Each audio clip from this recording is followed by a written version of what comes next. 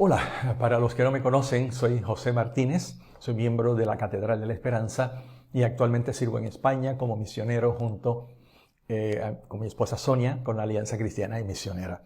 Y vamos a comenzar una serie sobre los profetas menores en el Antiguo Testamento. El Antiguo Testamento también es importante, pero a veces nosotros los cristianos lo tratamos como si fuera el prólogo del Nuevo Testamento. Sí, por supuesto, sabemos que es parte de la palabra de Dios, creemos que es inspirada por Dios, pero admitámoslo. Conocemos, enseñamos y predicamos poco del Antiguo Testamento. Esperamos con esta serie mejorar, equilibrar esto, aunque sea un poco.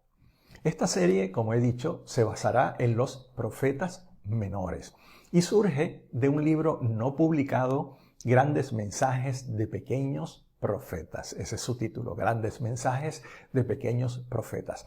Y de este libro estaremos compartiendo brevemente sobre el mensaje central y la importancia para hoy de estos breves libros proféticos, que los conocemos como los profetas menores.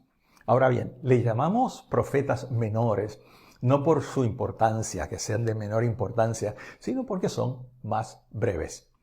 En la antigüedad, estos 12 libros de estos 12 profetas llamados menores cabían en un solo rollo de los que se usaban antiguamente y que equivalen al libro de hoy. Por eso los judíos llamaban a este el rollo de los 12 profetas o 12 profetas menores como los conocemos nosotros. Puede sorprendernos que dentro de este selecto grupo de profetas nos encontraremos a uno desobediente, a otro bastante político y a un otro medio malhumorado. Ya los veremos. Pero antes de adentrarnos en nuestro estudio de los profetas menores, es necesario contestar varias preguntas importantes. La primera es, ¿cuál es la importancia del Antiguo Testamento para los cristianos? Vamos a mencionar rápidamente 7 razones. El primero es que es un marco, sirve como marco de referencia global. Nos explica el origen de todo, del mundo, del pecado, de las criaturas. Segundo, la naturaleza y el carácter de Dios nos es revelado de una forma muy especial. Número 3, en el Antiguo Testamento encontraremos los anuncios proféticos sobre Jesús. Número 4, recordemos que el Antiguo Testamento, lo que llamamos así, fue la Biblia que usó Jesús, que usó Pablo y los apóstoles. Quinto, necesitamos el Antiguo Testamento para entender el trasfondo del mundo religioso en los tiempos de Jesús. Sexto, nos provee información vital para entender la historia también, por supuesto, del pueblo de Israel. Y por último, es imprescindible el Antiguo Testamento para entender el Nuevo. Cosas como el sistema sacrificial, que nos ayuda a entender el significado de la muerte de Cristo, las tentaciones de Jesús y cómo contesta con Deuteronomio, enseñanzas de Jesús y de Pablo, por supuesto la carta a los Hebreos, que está llena de alusiones al Antiguo Testamento, y hasta el libro de Apocalipsis. Esa es la primera pregunta contestada. La segunda pregunta importante que debemos contestar antes de comenzar nuestro estudio sobre los profetas menores es sobre el ministerio profético en el Antiguo Testamento. ¿Qué es un profeta en el Antiguo Testamento? El concepto general que tenemos de los profetas suele ser equivocado o al menos tan solo parcialmente correcto. Al pensar en los profetas, usualmente pensamos que era gente que predice el futuro. La verdad es que, aún en el mejor de los casos, esa definición abarca solo una de las facetas del ministerio profético. La palabra profeta es la unión de dos palabras, profeteo. Palabras en el griego, de donde viene nuestra palabra profeta, profeteo. La primera, pro, puede significar delante de, y la segunda viene, por supuesto, de hablar. Entonces, un profeta, como lo explicamos desde el punto de vista del Antiguo Testamento, es una persona llamada por Dios para comunicar su voluntad, sea esta presente o sea futura. Dentro de ese ministerio profético podemos identificar 3 facetas que nos van a ayudar a entender lo que acabo de decir y darnos unos parámetros para interpretarlos correctamente. 3 facetas en el ministerio de los profetas del Antiguo Testamento. Primero, una mirada hacia el presente. Los profetas hablaban más sobre su tiempo que sobre el futuro. Con el deseo de conseguir que Israel volviese a la senda antigua en su trato con Dios y en su dependencia de Él, el mensaje de los profetas era a la vez un mensaje de juicio por los pecados cometidos y un mensaje llamando al pueblo al arrepentimiento. Esa es la primera faceta, una mirada al presente. La segunda es una, curiosamente, mirada hacia el pasado, porque era un llamado a volver a Dios, a volver al pacto, a volver al cumplimiento de la ley. En una buena medida, junto con la anterior, esta faceta del ministerio profético ocupaba la mayor parte del tiempo y la mayor parte de lo que tenemos de sus escritos se relacionan con estas dos facetas, una mirada al presente y al pasado. Pero por supuesto está la tercera, una mirada al futuro. Es una combinación del juicio de Dios que se anuncia y de la oportunidad de una nueva esperanza. Este es el llamado elemento futurista o escatológico del mensaje profético en el Antiguo Testamento. Cuando los profetas hablaban del futuro, y esto es importante tenerlo en cuenta siempre, podían hacerlo con referencia a un futuro relativamente cercano o a un futuro bastante distante. Por ejemplo, el caso de Joel, que anuncia Pentecostés, que ya es pasado para nosotros, pero también los tiempos finales, aún futuros para nosotros. La tercera pregunta tiene que ver con el contexto. ¿Cuál es el contexto en que estos profetas profetizaron? Y aquí entran dos elementos principales, muy importantes. El primero es el histórico, el segundo, el geográfico. Con relación al histórico, ¿qué podemos decir? Bueno, recordemos que el ministerio de estos profetas menores que vamos a estar estudiando en conjunto abarca más de 300 años, como parte de la historia del Israel antes de Cristo, por supuesto. Así que necesitamos un bosquejo mental de los eventos más importantes en la historia del pueblo de Israel para entenderlos mejor. Así que deberíamos saber estas fechas. 2000 a.C. es la época de Abraham, 1400 a.C. del Éxodo, el año 1000 el reinado de David, el 931 la división del reino, 722 la destrucción de Samaria y 586 la destrucción de Jerusalén. Nosotros podemos observar, y eso lo veremos gráficamente, que estos profetas se agrupan en tres grupos relacionados a los puntos importantes que estas fechas nos dejan ver en la historia de Israel.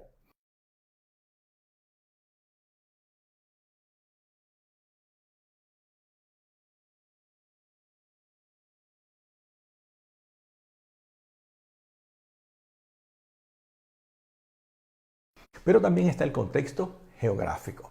Tenemos que conocer algo del territorio y sobre todo la división del reino.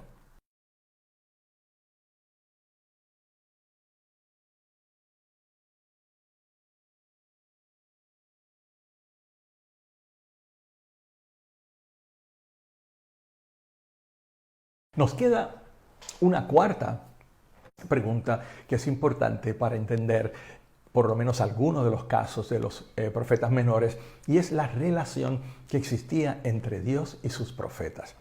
El punto más importante aquí es que nos demos cuenta de que la función del profeta iba más allá que proclamar un mensaje.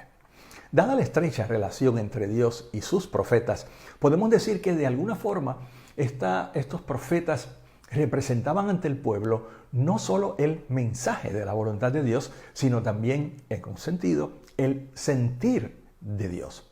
Como resultado de esta íntima relación Dios-profeta, vemos que estos profetas sufrían por Dios y sufrían con Dios. Sufrían por Dios físicamente, emocionalmente y espiritualmente, por causa de su ministerio.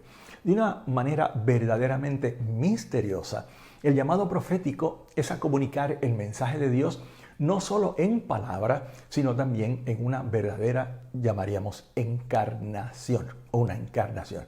Los profetas se identifican de tal manera con Dios en su tarea de profetizar que a veces los vemos que sienten como Dios. Todo su ser se compunge y se duele ante lo que mueve y aqueja el corazón de Dios. La identificación es tan plena que en ocasiones, como veremos más adelante, En el discurso profético se nos hace difícil distinguir quién está hablando. Habla el profeta, habla Dios, un escrito comienza en tercera persona, termina en primera persona y de nuevo a veces no podemos identificar, ¿está hablando Dios o está hablando el profeta? Tal es la unión entre Dios y sus profetas. Y quizás nosotros decimos, qué bueno, yo quiero tener eso, qué privilegio. Bueno, la verdad es que recordemos, profetas voluntarios casi no lo sabían, no era tan fácil ni tan agradable como parece. Primero, imaginémonos el dolor y la tensión que esto puede representar en una vida humana frágil y efímera. El profeta, para cumplir su tarea, tiene no solo que sufrir por Dios, sino que sufre con Él. Sufre no solo por el mensaje que proclama y la reacción de la gente a Él, sino que también sufre juntamente con Dios. Y ahora me estoy refiriendo al sufrimiento que resulta ya no del ministerio mismo del profeta hablando, sino de la condición misma de ser profeta. La consecuencia inevitable, como ya he mencionado, de una identificación estrecha de Yahvé o Jehová Dios con su vocero. Dicho de otra manera, por la identificación del vocero, del profeta, ese que habla en lugar de Dios o delante de Dios, por la identificación de este hombre con Dios, el primero termina representando al segundo. El profeta representa a Dios. El profeta pasa a ser algo así como una metáfora viviente. Encarna entre los hombres la voluntad de Dios, los pensamientos de Dios, la pasión de Dios y, más dramático aún, el sufrimiento de Dios. ¿Quién habla? Esta estrecha identificación, como ya comenté, entre el profeta y Dios es evidenciada en los pronunciamientos proféticos que ya he mencionado, que en ocasiones nosotros no sabemos quién está hablando. Pasa en el libro de Jeremías, que es un buen ejemplo de todo esto. Nos preguntamos, ¿quién está hablando? ¿Está hablando Jehová? ¿Está hablando Jeremías? Y es que el profeta está manifestando el gemir de Dios, hablando ambos, Dios y profeta, con una sola voz. Y no solo en determinar quién está hablando, sino quién está manifestando su amor aquí. ¿Quién ama? ¿Ama el profeta? ¿Ama a Dios? Esta identificación entre Jehová y Jeremías afecta también, y entre otros profetas por supuesto, afecta también la forma en que el profeta ama a Israel. Cuando lo hace, no es solo porque es su pueblo, sino también porque es el pueblo de Dios. El profeta siente en un sentido muy directo lo que Dios mismo está sintiendo. Otro caso que nos ayuda a ilustrar esto, aparte del de Jeremías, que es uno de los profetas mayores, es el de Oseas, que es uno de los profetas menores. Una situación muy familiar, más bien similar a la de Jeremías, pero quizás aún más emotiva. Porque lo dramático aquí consiste en que la identificación del profeta con los sentimientos de Dios incluye el profundo sufrimiento por la infidelidad de su esposa. Oseas, con el conocimiento de Dios, se unió a una mujer que le sería infiel. En toda esta situación, el profeta está encarnando de la manera más dramática posible el sufrimiento de Dios mismo, que ha sido abandonado por su consorte, por Israel. Israel le ha dejado por otros dioses. El pueblo, como si fuera la esposa de Dios, ha abandonado el tálamo nupcial para mancharse en la lujuria y el desenfreno de la prostitución. La vida familiar de Oseas representa gráficamente la situación de Dios. Igual que Dios, el profeta es abandonado por su amada y traicionado por su pueblo. Estas dimensiones de sufrimiento del profeta pueden ser ilustradas en el profeta Jeremías, como ya lo vimos, y también en el profeta Oseas. Pero veamos un ejemplo del profeta Jeremías y algunos de los textos que nos dejó escritos. Por ejemplo, en el 4:19 Jeremías dice: mis entrañas, me duelen las fibras de mi corazón se agita dentro de mí. En el 8:18 el profeta dice: me siento abrumado de dolor. Tengo enfermo el corazón al oír los gritos de mi pueblo desde una tierra lejana. En el verso 21 de ese mismo capítulo 8 sigue diciendo: los destrozos en la capital me tienen del todo destrozado. Ando entristecido, presa del espanto. obviamente, sentimientos profundos que reflejan no solo los del profeta, sino también los del mismo Dios. En el 20:14 cambia un poco el tono. El profeta obviamente ha sufrido mucho por Dios y con Dios. Y ahora nos dice en el capítulo 20, verso 14, lo siguiente. Maldito el día en que nací, dice el profeta. Maldito el día en que mi madre me dio a luz. Maldito el hombre que alegró a mi padre cuando le dijo, te ha nacido un hijo varón. Que sea tal hombre como las ciudades que el Señor destruyó sin compasión. Que oiga gritos en la mañana y alaridos de guerra al mediodía. Sigue diciendo Jeremías en este altercado emocional con su llamado. ¿Por qué Dios no me dejó morir en el seno de mi madre? Así ella habría sido mi tumba y yo jamás habría salido de su vientre. ¿Por qué tuve que salir del vientre solo para ver problemas y aflicción y para terminar mis días en vergüenza? Estas son las palabras de un profeta que ha sufrido mucho en esa identificación con Dios. Pero el reclamo más grande quizás viene del capítulo 20 y verso 7. Me sedujiste, Señor, y quedé seducido. Me agarraste con fuerza y me sometiste. Yo era objeto de mofa todo el día, todo el mundo se burlaba de mí.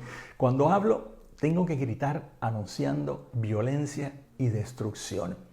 La palabra del Señor me servía a mí de insulto y burla todo el día. Yo me decía a mí mismo, no me acordaré más de Él, o sea, de Dios.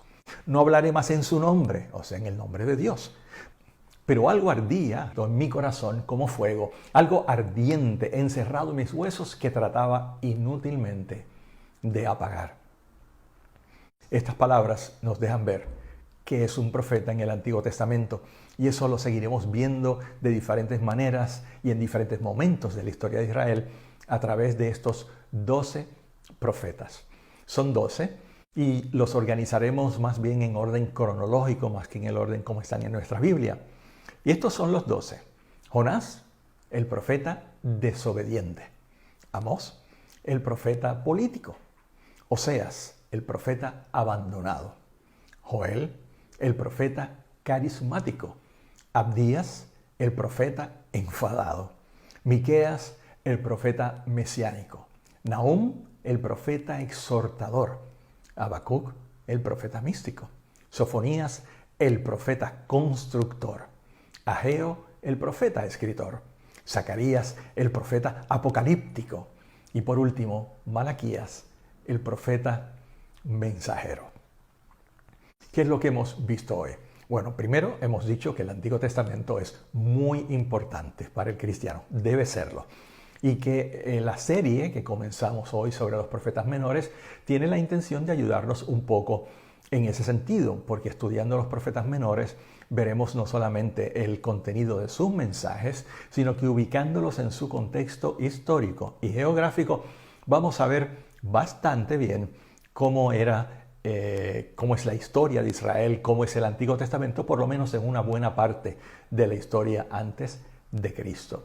Hemos definido profeta como alguien llamado por Dios para hablar su palabra en su nombre, sea presente esa palabra o sea futura.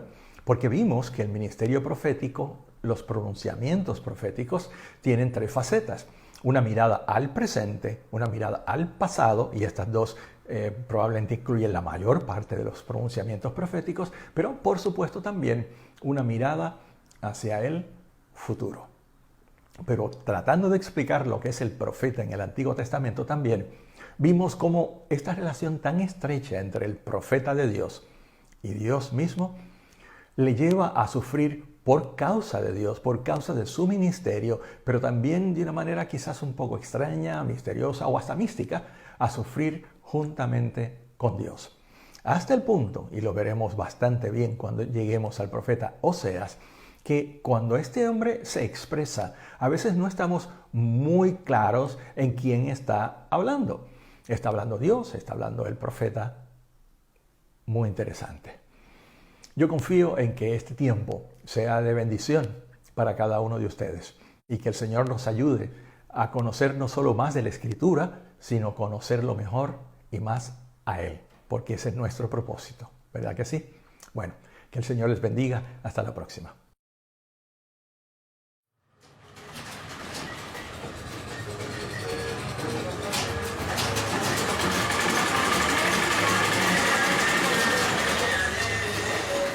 this might not be the House of Gucci or Saint Laurent, but it is a local tailor shop. A Christian man owns this shop. They make beautiful clothing. But a week ago, all that changed, and they are 100% making face masks.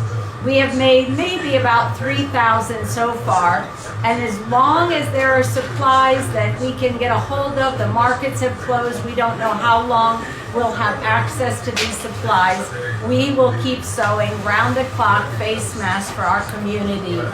Jesus says, I have come that they may have life. And as missionaries, we have come to bring the gospel, the life, that good news, but also to help in the physical life and to make sure to the best of our ability we can be an example to our community of wearing face masks and following the regulations of our government and helping others to do the same. We are so grateful for you who give so that we can continue to serve and to be with our church during these difficult days. Thank you.